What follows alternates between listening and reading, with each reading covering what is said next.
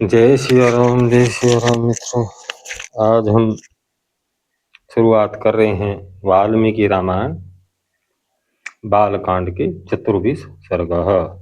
तदंतर निर्मल प्रभात काल में नित्य क्रम से निवृत्त हुए विश्वामित्र जी को आगे करके शत्रु दमन वीर श्री राम और लक्ष्मण गंगा नदी के तट पर आए।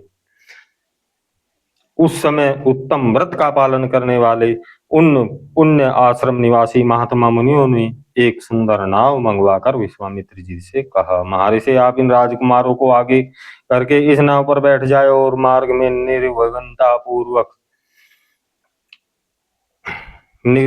पूर्वक तय कीजिए, जिससे विलंब न हो। विश्वामित्र जी ने बहुत अच्छा कहकर उन महर्षियों की सराहना की और वे श्री राम तथा लक्ष्मण के साथ समुद्रगामिनी गंगा नदी को पार करने लगे। गंगा की बीच धारा में अपने पर छोटे सहित महातेजस्वी श्री राम को दो जलों के टकराने की बड़ी भारी आवाज सुनाई देने लगी है। कैसी आवाज है, क्यों तथा कहां से आ रही है, इन सब बातों को निश्चित रूप से जानने की इच्छा उनके भीतर जाग उठी। तब श्री राम ने नदी के मध्य में मुनीश्वर विश्वामित्र से पूछा, जल के परस्पर मिलने से यहाँ ऐसी तुलमुल यानी कि मिली जुली ध्वनि क्यों हो रही है। श्री रामचंद्र जी के वचन में इस रहस्य को जानने की उत्कंठा भरी हुई थी। उसे सुनकर धर्मात्मा विश्वामित्र ने उन महान शब्द तुलमुल ध्वनि का सुनिश्चित कारण बताते हुए कहा, नरश्रेष्ठ राम, कैलाश पर्वत में एक सुंदर सरोवर है, उसे ब्रह्मा जी ने अपने मानसिक संकल्प से प्रकट किया था। मन के द्वारा प्रकट होने से ही वह उत्तम सरोवर मानस या मान सरोवर कहलाता है। उस सरोवर में एक नदी निकलती है जो अयोध्यापुर से सटकर बहती है। ब्रह्मसर से निकलने के कारण वह पवित्र नदी सरजू के नाम से विख्यात है। उसी का जल गंगा जी में मिल रहा है। दो नदियों के जल के संघर्ष से ही यह भारी आवाज हो रही है, जिसकी कहीं तुलना नहीं है। राम, तुम अपने मन को संयम में रखकर इस संगम के जल को प्रणाम करो। यह सुनकर उन दोनों अत्यंत धर्मात्मा भाइयों ने उन दोनों नदियों को प्रणाम किया और गंगा के दक्षिण किनारे पर उतरकर वे दोनों बंधु जल्दी जल्दी पैर बढ़ाते हुए चलने लगे। उस समय इक्ष्वाकु कुलनंदन राजकुमार श्री राम ने अपने सामने एक भयंकर वन देखा, जिसमें मनुष्य के आने जाने का कोई चिन्ह नहीं था। उसे देखकर उन्होंने मुनीश्वर विश्वामित्र से पूछा, गुरुदेव, यह वन तो बड़ा ही अद्भुत है एवं दुर्गम है। यहाँ चारों ओर झिलमिलियों की झनकार सुनाई देती है। भयंकर हिंसक जंतु भरे हुए हैं। भयंकर बोली बोलने वाले पक्षी सब ओर फैले हुए हैं। नाना प्रकार के विहंगम भीषण स्वर से चहचा रहे हैं। सिंह, व्याघ्र, सुअर और हाथी भी इस जंगल की शोभा बढ़ा रहे हैं। धव, घोड़ा, आशुकर्ण, एक प्रकार का साल वृक्ष, ककुब्ज, अर्जुन, बेल, तिंदुक, ये जो है पेड़ों के नाम इन्होंने यहाँ वृतांत किया भगवान श्री रामचंद्र जी महाराज ने। तब महातेजस्वी महामुनि विश्वामित्र ने उनसे कहा, वत्स ककुप सत्यनंदन, यह भयंकर वन जिनके अधिकार में रहा उनका परिचय सुनो। नरश्रेष्ठ, पूर्व काल में यहाँ दो समृद्धशाली जनपद थे, मलद और कुरुष। ये दोनों देश देवताओं के प्रयत्न से निर्मित हुए, अर्थात देवताओं के द्वारा इनका निर्माण हुआ। राम, पहले की बात है, वृत्तासुर का वध करने के पश्चात देवराज इंद्र मल से लिप्त हो गए। सुधा ने भी उन्हें धर दबाया और उनके भीतर ब्रह्म हत्या प्रविष्ट हो गई। यहाँ एक सुनने की चीज है या थोड़ा ध्यान लगाने की चीज है कि वध तो वृत्तासुर का किया, असुर का किया भाई, तो फिर ब्रह्म हत्या कैसे लगी। प्राचीन काल में जो वृत्तासुर के पिता हैं, इनके पिता का नाम था ऋषि त्वष्टा। मैं ज्यादा बात का नहीं बढ़ाता, क्योंकि कहीं तक कहीं चला जाएगा प्रसंग। जो कथा होगी उनकी बताऊंगी। और फिर जो है देवराज इंद्र ने वृत्तासुर का वध किया, तो ब्रह्म ये जो है ब्रह्म हत्या इन्हें लगी। इनके पिताजी का नाम था ऋषि त्वष्टा। ऋषि त्वष्टा की संतान थे, वो बताऊंगी कभी आगे। और ऋषि त्वष्टा के एक पुत्र और हुए तिरसिरा। चलिए आगे बढ़ते हैं। तब देवताओं तथा तपोधन ऋषियों ने मलिन इंद्र को यहाँ गंगा जल से भरे हुए कलशों के द्वारा नहलाया तथा उनके मल और कासुप सुधा को छुड़ा दिया। इस भूभाग में देवराज इंद्र के शरीर में उत्पन्न हुए मल और कारूस को देखकर देवता लोग बड़े प्रसन्न हुए, अर्थात वे पवित्र हो गए। इंद्र पूर्वतः निर्मल निस्रूप सुधाई ने शुद्ध हो गए, तब उन्होंने प्रसन्न होकर इस देश को यह उत्तम वरदान दिया, ये दो जनपद लोग में मलद और कुरुष नाम से विख्यात होंगे। मेरे अंग जनित मल को धारण करने वाले ये दोनों देश बड़े समुद्रशाली समृद्धशाली होंगे। बुद्धिमान इंद्र के द्वारा की गई उस देश की वह पूजा देखकर देवताओं ने पाक शासन को बारंबार साधुवाद दिया। शत्रुघ्न मलद और क्रोश ने ये दोनों जनपद दीर्घ काल तक समृद्धशाली धन धान्य से संपन्न तथा सुखी रही। कुछ काल के अनंतर यहाँ इच्छा अनुसार रूप धारण करने वाली एक यक्षिणी आई, जो अपने शरीर में 1000 हाथियों का बल धारण करती थी। उसका नाम ताटका है। भाई ये थोड़ा ध्यान दो, ताटका ताड़का नहीं है, वो ताटका है। वह बुद्धिमान सुंदर नामक दैत्य की पत्नी थी। तुम्हारा कल्याण हो। मारीच नामक राक्षस जो इंद्र की समान पराक्रमी है, उस ताटका का ही पुत्र है। उनकी भुजाएं गोल, मस्तक बहुत बड़ा, मुंह फैला हुआ और शरीर विशाल है। वह भयंकर आकार वाला राक्षस यहाँ की प्रजा को सदा ही त्रास पहुंचाता रहता है। रघुकुल नंदन वह दुराचारणी ताटका भी सदा मलद और कुरुश इन दोनों जनपदों का विनाश करती रहती है। वह यक्षिणी 1.5 योजन में 6 कोस होगी तक के मार्ग को घेर कर इस मन में रहती है। तय हम लोगों को जिस ओर ताटका बने उधर ही चलना चाहिए। तुम अपनी बाहुबल का सहारा लेकर इस दुराचारणी को मार डालो। मेरी आज्ञा से इस देश को पुनः निष्कंटक बना दो। यह देश ऐसा रमणीय है, तो भी इस समय कोई यहाँ आ नहीं सकता। राम, उस ऐसा भयानक यक्षिणी ने इस देश को उजाड़ कर डाल दिया है। वह वन ऐसा भयंकर क्यों है, यह सारा रहस्य मैंने तुझे बता दिया है। इस यक्षिणी ने ही इस देश के सारे देश को उजाड़ दिया है, और वह आज भी अपने उस क्रूर क्रम में निर्वत है। अपरिमित प्रभावशाली विश्वामित्र मुनि का यह उत्तम वचन सुनकर पुरुष सिंह श्री राम ने अपने यह शुभ बात कही। मुनि श्रेष्ठ, जब यह यक्षिणी एक अबला सुनी जाती है, तब तो उनकी शक्ति थोड़ी ही होनी चाहिए, फिर 1000 हाथियों का बल कैसे धारण करती है। अमित तेजस्वी रघुकुलनाथ के कहे हुए वचन को सुनकर विश्वामित्र जी अपनी मधुर वाणी द्वारा लक्ष्मण सहित शत्रुघ्न श्री राम को हर्ष प्रदान करते हुए बोले, रघुनंदन, जिस कारण से ताटका अधिक बलशालिनी हो गई है वह बताता हूँ, सुनो। उसमें वरदान जनित बल का उदय हुआ है, अतः वह अबला होकर भी बल धारण करती है, अर्थात सबला है। पूर्व काल की बात है, सुकेती नाम से प्रसिद्ध एक महान यक्ष थे। वे बड़े पराक्रमी और सदाचारी थे, परंतु उनके यहाँ कोई संतान नहीं थी, इसलिए उन्होंने बड़ी भारी तपस्या की। श्री राम यक्षराज सुकेतु की उस तपस्या से ब्रह्मा जी को बड़ी प्रसन्नता हुई। उन्होंने सुकेतु को एक कन्या रत्न प्रदान किया, जिसका नाम ताटका था। ब्रह्मा जी ने ही इस कन्या को 1000 हाथियों के समान बल दे दिया था, परंतु उस महायशस्वी पितामह ने उस यक्ष को पुत्र नहीं दिया। उनके संकल्प के अनुसार पुत्र प्राप्त हो जाने पर उसके द्वारा जनता का अत्यधिक उत्पीड़न होता, यही सोचकर ब्रह्मा जी ने उन्हें पुत्र रत्न की प्राप्ति नहीं कराई। धीरे धीरे वे यक्ष बालिका बढ़ने लगी और बड़े कर रूप यौवन से सुशोभित होने लगी। इस अवस्था में सुकेतु ने अपनी उस यशस्वी कन्या को जम्ब पुत्र सुंदर के हाथों में उसकी पत्नी के रूप में दे दिया, अर्थात उसका जो है उसके साथ में लगन कर दिया या विवाह कर दिया। कुछ काल के बाद उस यक्षी ताटका ने मारीच नाम के प्रसिद्ध एक दुर्जय पुत्र को जन्म दिया, जो अगस्त मुनि के शाप के कारण राक्षस हो गया। श्री राम अगस्त ने ही शाप देकर ताटका का पति सुंदर को भी मार डाला था। उनके मारे जाने पर ताटका पुत्र सहित जाकर मुनिवर अगस्त को भी मौत के घाट उतार देने की इच्छा करने लगी। वह कुपित हो मुनि को खा जाने के लिए गर्जा करते हुए दौड़ी। उसे आती देख भगवान अगस्त मुनि ने मारीच से कहा, तू देव योनि रूप का परित्याग करके राक्षस भाव को प्राप्त हो जा। फिर अत्यंत अमृत से भरे हुए ऋषि ने ताटका को भी शाप दे दिया, तू विकराल मुख वाली नरभक्षणी राक्षसी हो जा। तू है तो महायक्षी, परंतु अब शीघ्र ही इस रूप को त्याग कर तेरा भयंकर रूप हो जाएगा। इस प्रकार शाप मिलने के कारण ताटका का अमरस और भी बढ़ गया। वह क्रोध से मूर्छित हो उठी और उन दिनों अगस्त जी यहाँ रहते थे उस सुंदर देश को उजाड़ने लगी। रघुनंदन, तुम गौर ब्राह्मणों का हित करने के लिए दुष्ट पराक्रम वाली इस भयंकर परम भयंकर दुराचारणी यक्षी का वध कर डालो।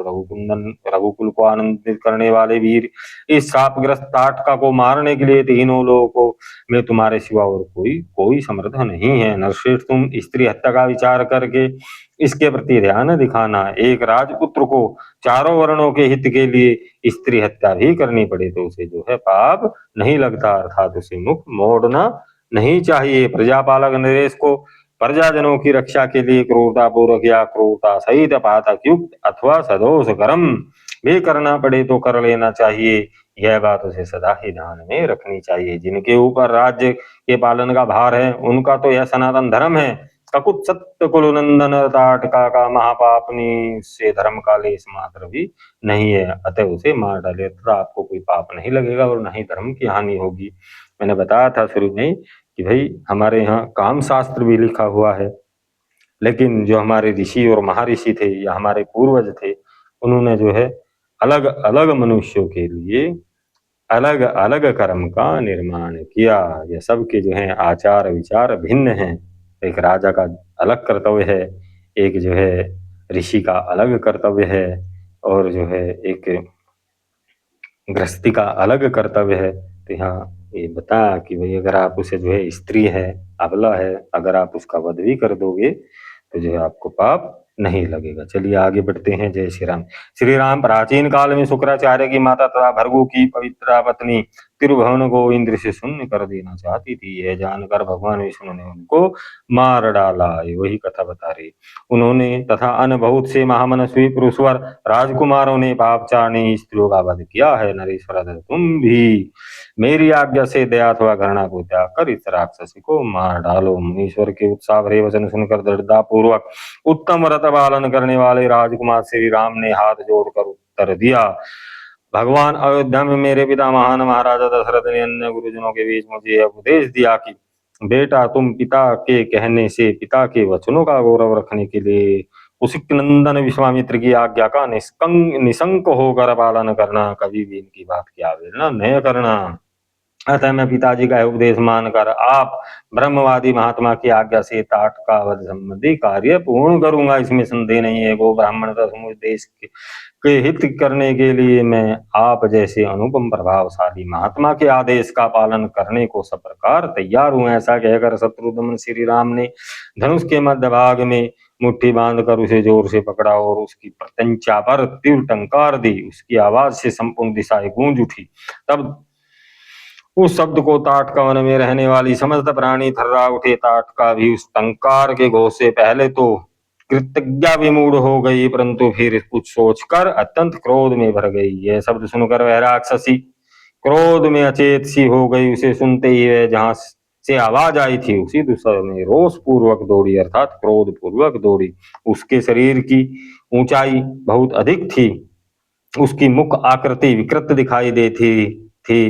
क्रोध में भरी हुई उस विकराल राक्षसी की ओर दृष्टिपात करके श्री राम ने लक्ष्मण से कहा, लक्ष्मण देखो तो सही, यह यक्षिणी का शरीर कैसा दारुण तथा भयंकर है। इसके दर्शन मात्र से भीरु पुरुषों के हृदय भी विदीर्ण हो जाते हैं, अर्थात भय लग जाता है। माया बल से संपन्न होने के कारण यह अत्यंत दुर्जय हो रही है।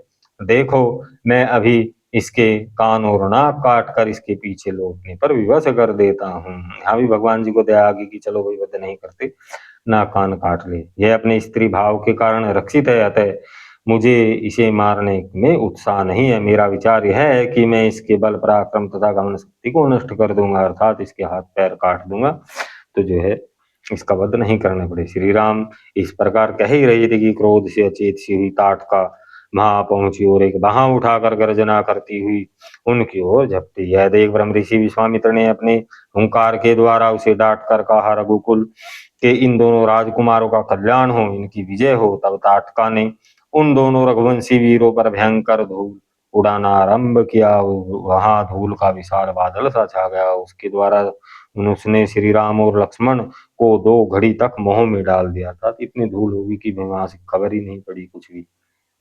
तत्पश्चात माया का आश्रय लेकर वह उन दोनों भाइयों पर पत्थरों की बड़ी भारी वर्षा करने लगी। यह देख रघुनाथ जी उस पर कुपित हो उठे। रघुवीर ने अपनी बाणों वर्षा के द्वारा उसकी बड़ी भारी शिलावृष्टि को रोककर अपनी ओर आती हुई उस निशाचरी के दोनों हाथ तीखे सहायकों से काट डाले। दोनों भुजाएं कट जाने से थकी हुई ताटका उनके निकट खड़ी होकर जोर जोर से गर्जना करने लगी।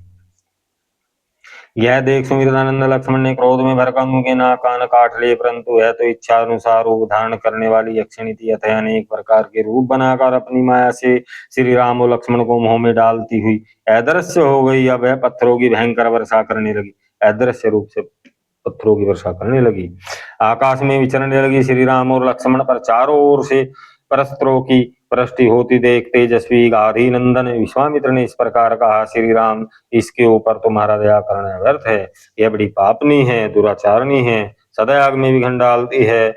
यह अपनी माया से पुनः प्रबल हो उठे, इससे पहले इसे मार डालो। अभी संध्या काल आना चाहता है, अर्थात संध्या का समय है, इसके पहले यह कार्य हो जाना चाहिए, क्योंकि संध्या के उपरांत अर्थात रात्रि में राक्षसों की शक्ति जो है बढ़ जाती है और वे दुर्जय हो जाते हैं। विश्वामित्र के ऐसा कहने पर श्री रामचंद्र जी ने शब्द वेदी बाण चलाने की शक्ति का परिचय देते हुए बाण मारकर परस्त्रों की वर्षा अर्थात पत्थरों की वर्षा करने वाली यक्षिणी को सब ओर से अवरुद्ध कर दिया, अर्थात उसके जो पत्थर आकाश से बरसा रही थी उन्हें भी काट डाला।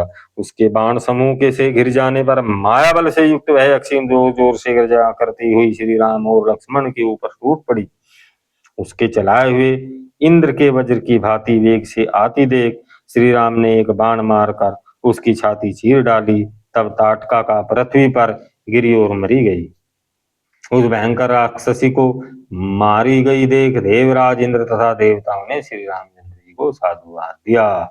उस समय सहस्त्रलोचन इंद्र तथा समस्त देवताओं ने अत्यंत प्रसन्न हो और प्रफुल्लित होकर विश्वामित्र जी से कहा, सुनो मुने कौशिक नंदन, आपका कल्याण हो। आपने इस कार्य से इंद्र सहित संपूर्ण देवताओं को संतुष्ट किया है। अब रघुकुल तिलक श्री राम, आप अपना स्नेह प्रकट कीजिए। ब्राह्मण प्रजापति कृशासव के अस्त्र रोपधारी पुत्रों को जो सत्य पराक्रमी तथा तपोबल से संपन्न है, श्री राम को समर्पित कीजिए। विप्र पर ये आपके अस्त्र दान के सुयोग्य पात्र है तथा आपके अनुसरण में तत्पर रहते हैं। राजकुमार श्री राम के द्वारा देवताओं का महान कार्य संपन्न होने वाला है। ऐसा कहकर सभी देवता विश्वामित्र जी की प्रशंसा करते हुए प्रसन्नता पूर्वक आकाश मार्ग से चले गए। तत्पश्चात संध्या हो गई। तदंतर ताटका वध से संतुष्ट हुए मुनिवर विश्वामित्र ने श्री रामचंद्र जी का मस्तक सूंघकर उनसे यह बात कही, सुदर्शन राम, आज की रात में हम लोग यहीं निवास करेंगे, कल सवेरे अपने आश्रम पर पहुंचेंगे। विश्वामित्र की यह बात सुनकर दशरथ कुमार श्री राम बड़े प्रसन्न हुए। उन्होंने ताटका वन में रहकर वह रात्रि बड़े सुखपूर्वक व्यतीत की। उसी दिन वह वन साप मुक्त होकर रमणीय शोभा से संपन्न हो गया और चैत्रक वन की भांति अपनी मनोहर छटा दिखाने लगा। यक्ष कन्या ताटका का वध करके श्री रामचंद्र जी देवताओं तथा सिद्ध समूहों की प्रशंसा के पात्र बन गए। उन्होंने प्रातः काल की प्रतीक्षा करते हुए विश्वामित्र के साथ ताटका वन में निवास किया। सप्तविश सर्गः। ताटका वन में वह रात बिताकर महा यशस्वी विश्वामित्र हंसते हुए मीठे स्वर में श्री रामचंद्र जी से बोले, महायशस्वी राजकुमार, तुम्हारा कल्याण हो। ताटका वध के कारण मैं तुम पर बहुत संतुष्ट हूँ, अतः बड़ी प्रशंसा के साथ तुम्हें सब प्रकार के अस्त्र दे रहा हूँ। इसमें प्रभाव से तुम अपने शत्रुओं को चाहो, देवता असुर गंधर्व नाग क्यों न हो, रणभूमि में बलपूर्वक अपने अधीन कर लोगे, अर्थात उन पर विजय प्राप्त कर लोगे। रघुकुल नंदन, तुम्हारा कल्याण हो। आज मैं तुम्हें वे सभी दिव्य अस्त्र दे रहा हूँ। वीर, मैं तुमको दिव्य एवं महान दंड चक्र, धर्म चक्र, काल चक्र, विष्णु चक्र तथा अत्यंत भयंकर इंद्र चक्र दूंगा। नरश्रेष्ठ राघव, इंद्र का वज्रास्त्र, शिव का श्रेष्ठ त्रिशूल तथा ब्रह्मा जी का ब्रह्मशीर नामक अस्त्र भी दूंगा। महाभाव, साथ ही तुम्हें एशिकास्त्र तथा परम उत्तम ब्रह्मास्त्र भी प्रदान करूंगा। ककुल भूषण, इसके सिवा दो अत्यंत उज्ज्वल एवं सुंदर गदाएं जिनके नाम मोद की ओर शिखरी है, मैं तुम्हें अर्पण करता हूँ। पुरुष सिंह, राजकुमार राम धर्मपाश, कालपाश, वरुणपाश भी बड़े उत्तम अस्त्र हैं, उन्हें भी आज तुम्हें अर्पित कर दूंगा। देखिए भाई, यहाँ से जो है गदाएं हैं, इनके नाम हैं मोदकी और शिखरी। तो भगवान विष्णु की गदा है कौमुदी। तो यहाँ जो है ये गदा कोई अलग है, जुदा अस्त्र है। तो भगवान विष्णु की गदा का नाम हो गया कौमुदी गदा। चलिए आगे बढ़ते हैं। श्री रघुनंदन सूखी और गीली दो प्रकार की असनी तथा पिनाक एवं नारायण अस्त्र भी तुम्हें दे रहा हूँ। अग्नि का प्रिय आग्नेय अस्त्र जो शिखरास्त्र ना के नाम से भी प्रसिद्ध है वो भी तुम्हें दान करूंगा। तुम्हें अर्पण करता हूँ। अनग अस्त्रों में प्रधान जो वायु अस्त्र है वह भी तुम्हें दे रहा हूँ। सत्कुलभूषण राघव हयाशिरा नामक अस्त्र कौंच अस्त्र दो शक्तियों को भी तुम्हें देता हूँ। कंकाल घोर मूसल कपाल और इंकणी आदि सब अस्त्र जो राक्षसों के वध में उपयोगी होते हैं तुम्हें दे रहा हूँ। महाबाहु राजकुमार नंदन नाम से प्रसिद्ध विद्याधरों का महान अस्त्र और उत्तम खड़ग भी तुम्हें अर्पित करता हूँ। या नंदन खड़ग है ये बराबर है। रघुनंदन गंधर्वों का प्रिय सम्मोहन नामक अस्त्र प्रस्पावन प्रसन्नवंत सौम्य अस्त्र भी देता हूँ। माया शिव सिंह राजकुमार वर्षण शोषण संतापन वेलापन तथा कामदेव का प्रिय दुर्जय अस्त्र मादन गंधर्वों का प्रिय मानव अस्त्र और पिशाचों का प्रिय मोहन अस्त्र भी तुम्हें ग्रहण करो। नरशेष राज पुत्र महाबाहु राम तामस महाबली सोमन संवर्त दुर्जय मौसल सत्य और माया में उत्तम अस्त्र भी मैं तुम्हें प्रदान करता हूँ। सूर्य देव का तेज प्रभु नामक अस्त्र और जो शत्रु के तेज को नाश करने वाला है तुम्हें अर्पित करता हूँ।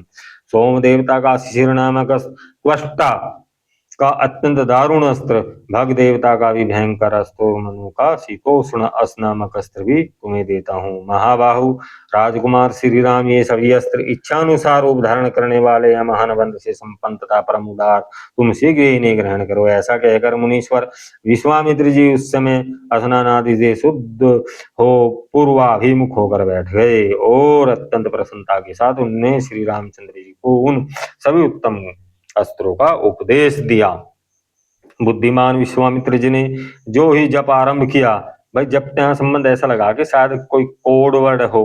जैसे आजकल बहुत आदमी है अपने मोबाइल में लगे ना वॉइस लॉक, तो वो अलग अलग सोचने का आदमी का वो है, सभी का जितने भी जीव पृथ्वी पे है सब अलग अलग तरीके से सोचे। तो यहाँ जो जाप है तो बहुत आदमी है विधर्मी लोग कहते कि मंत्रुत अस्त्र नहीं आते। मंत्रुत जो है, मंत्र का मतलब यह है कि उचित रीति से या उचित फ्रीक्वेंसी पे कहे गए शब्दों का समूह।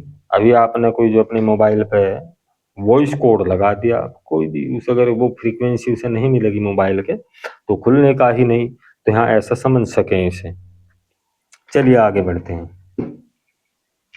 उन महान प्रभावशाली अस्त्रों के इस प्रकार कहने पर श्री रामचंद्र जी मनी मन बहुत प्रसन्न हुए और उन्हें ग्रहण करने के पश्चात हाथ से उनका स्पर्श करके बोले, आप सब मेरे मन में निवास करें। या थोड़ा रह गया इसे। बुद्धिमान विश्वामित्र जी ने जो ही जप आरंभ किया तो ही वे सभी परम पूज्य दिव्य अस्त्र स्वतः आकर श्री रघुनाथ जी के पास उपस्थित हो और अत्यंत हर्ष में भरकर उस समय श्री रामचंद्र जी से हाथ जोड़कर कहने लगे, परम उदार रघुनंदन आपका कल्याण हो। हम सब आपके किंकर है। आप हमसे जो सेवा लेना चाहते हैं हम वह सब आप करने के लिए तैयार हैं। तदंतर महातेजस्वी श्री राम ने प्रसन्नचित्त होकर महामुनि विश्वामित्र को प्रणाम किया और आगे की यात्रा आरंभ की। यहाँ से जो है अस्त्र कैसे, अस्त्र मनुष्य नहीं बन सकते। तो आजकल है ना, नहीं जो है अगर थोड़ा सा भी आध्यात्मिक चेतना है किसी मनुष्य की तो समझ जाएगा। लेकिन आजकल विधर्मी है भाई, कली का प्रभाव भी बहुत ज्यादा है। तो इन्हें समझाने के लिए, और कुछ पढ़े लिखे मूर्ख भी हैं उन्हें भी समझाने के लिए कि भाई वो 3D एनिमेशन, ठीक है ना, वो बोल भी सके। और आर्टिफिशियल इंटेलिजेंस जो आजकल के कुछ मूर्ख लोग उन्हें समझाने के लिए, और मंत्र में नहीं होते, ठीक है। उचित फ्रीक्वेंसी से बोले गए शब्दों का समूह मंत्र कहलाता है। ठीक, चलिए आगे बढ़ते हैं। सियाराम। भाई ज्यादा घुमा फिरा के इस वजह से नहीं कहता कि अगर प्रभु श्री रामचंद्र जी की कृपा हुई और हमारे महाराज जी का आशीर्वाद हुआ, हमारे गुरु जी का, तो मेरे मन में यह है कि आप लोगों को जो हमारे ग्रंथों में है वही ज्ञान बताया जा। वो जो जुदा जुदा है वो इसी वजह से मैं ज्यादा जो है दिशा भ्रमित नहीं करता। वो जहाँ भी चल रहे उसी हिसाब पे चलेंगे। अगर जो है हम कोई दूसरे टॉपिक के उठाएंगे तो फिर जो है प्रसंग लंबा हो जाएगा, और शास्त्र इतने हैं कि 10 या 15 वर्ष लग जाएंगे। तो थोड़ा जो है आप भी ध्यान दीजिए। उन अस्त्रों को ग्रहण करके परम पवित्र श्री राम का मुख प्रसन्नता से खिल उठा। वे चलते चलते ही विश्वामित्र से बोले, भगवान आपकी कृपा से इन अस्त्रों को ग्रहण करके मैं देवताओं के लिए भी दुर्जय हो गया हूँ। मुनि श्रेष्ठ, अब मैं अस्त्रों की संहार विधि जानना चाहता हूँ। तदंतर वे बोले, रघुकुल नंदन राम, तुम्हारा कल्याण हो, तुम अस्त्र विद्या के सुयोग पात्र हो। और ये जो है यहाँ से यहाँ तक लेके और परम तेजस्वी, इसमें जो सो अस्त्रों का ही उन्होंने प्रारूप दिया कि कौन कौन सा अस्त्र जो है किस किस तरीके से काम करे। तब बहुत अच्छा कहकर श्री रामचंद्र जी ने प्रसन्न मन से उन अस्त्रों को ग्रहण किया। उन मूर्तिमान अस्त्रों के शरीर दिव्य तेज से उद्भासित हो रहे थे। वे अस्त्र जगत को सुख देने वाले थे। तो भाई 3D मान के चलो कि अस्त्र है, वो है ना AI है जो बोल दे कि मेरे अंदर ये खूबी है, मैं ये कर सकूं, तो ऐसा मान के चलिए। चलिए आगे बढ़ते हैं। उनमें से कितने ही अंगारों के समान तेजस्वी थे, कितने ही धूम के समान काले प्रतीत होते, तथा कुछ अस्त्र सूर्य चंद्रमा के समान प्रकाशमान थे। वे सबके सब हाथ जोड़कर श्री राम जी के समक्ष खड़े हो गए। उन्होंने अंजलि बांधे, मधुर वाणी में श्री राम से इस प्रकार कहा, पुरुष सिंह हम लोग आपके दास हैं, आज्ञा कीजिए हम आपकी क्या सेवा करें। तो ऋषि विश्वामित्र ने जो लोक कोड थे अस्त्रों का एक्टिवेट करने के लिए राम जी के सिखा दी कि इस कोड पे यूं चलेगा, इस कोड पे यूं चलेगा, इस कोड पे यूं चलेगा। और सबने उन्होंने जो है उन्हें जो है कोड जानने के बाद में वे जो है 3D के जरिए जो है भगवान श्री रामचंद्र जी से वार्ता कर रही है। तब रघुकुल नंदन राम ने उनसे कहा, इस समय तो आप लोग अपने अभिष्ट स्थानों पर जाइए, परंतु आवश्यकता के समय मेरे मन में स्थित होकर सदा मेरी सहायता करते हैं। तो मन में स्थित के है, मन में स्थित है उन सभी अस्त्रों के कोड या वो श्लोक। चलिए, तत्पश्चात वे श्री राम जी की परिक्रमा कर्म के उनसे विदा ले आपकी आज्ञा के अनुसार करने की प्रतिज्ञा करके जैसे आए थे वैसे ही चले गए। इस प्रकार उन अस्त्रों का ज्ञान प्राप्त करके श्री रघुनाथ जी ने चलते चलते ही महामुनि विश्वामित्र से मधुर वाणी में कहा, भगवान सामने वाले पर्वत के पास ही जो यह मेघों की घटा के समान सघन वृक्षों से भरा स्थान दिखाई देता है, उसके विषय में जानने के लिए मेरे मन में बड़ी उत्कंठा हो रही है। यह दर्शनीय स्थान मृगों के झुंडों से भरा हुआ होने के कारण मनोहर प्रतीत होता है। नाना प्रकार के पक्षी अपनी मधुर शब्द वाली से इस स्थान की शोभा बढ़ा रहे हैं। मुनि श्रेष्ठ, इस देश की, इस प्रदेश की इस सुखमय स्थिति से यह जानना आवश्यक है कि अब हम लोग उस रोमांचकारी दुर्गम ताटका वन से बाहर निकल आए हैं। भगवान मुझे सब कुछ बताइए, यह किसका आश्रम है भगवान महामुनि, जहाँ आपकी यज्ञ क्रिया हो रही है, जहाँ वे पापी दुराचारी ब्रह्मत्यारे दुरात्मा राक्षस आपके यज्ञ में विघ्न डालने के लिए आया करते हैं, और जहाँ मुझे यज्ञ की रक्षा तथा राक्षसों का वध करना है, उस आपके आश्रम का कौन सा देश है। ब्राह्मण मुनि श्रेष्ठ प्रभु, ये सब मैं सुनना चाहता हूँ। 29 सर्ग। अपरिमित प्रभावशाली भगवान श्री रामचंद्र का वचन सुनकर महातेजस्वी विश्वामित्र ने उनके प्रश्नों का उत्तर देना आरंभ किया। महाबाहु श्री राम पूर्व काल में यहाँ देववंदित भगवान विष्णु ने बहुत वर्षों एवं 100 युगों तक तपस्या करने का निवास किया था। उन्होंने जो है 100 युगों तक भगवान विष्णु ने तपस्या की। उन्होंने यहाँ बड़ी तपस्या की। यह स्थान महात्मा वामन अवतार धारण करने को उद्यत हुए भगवान विष्णु का अवतार ग्रहण से पूर्व आश्रम था। भाई सनातन धर्म में विष्णु, ब्रह्मा और शिव ये पद हैं। आगे आओगा तो बता दिया जाएगा। क्यों? भगवान विष्णु एक महाविष्णु है और एक विष्णु है, एक महाशिव है, एक शिव है। तो महाविष्णु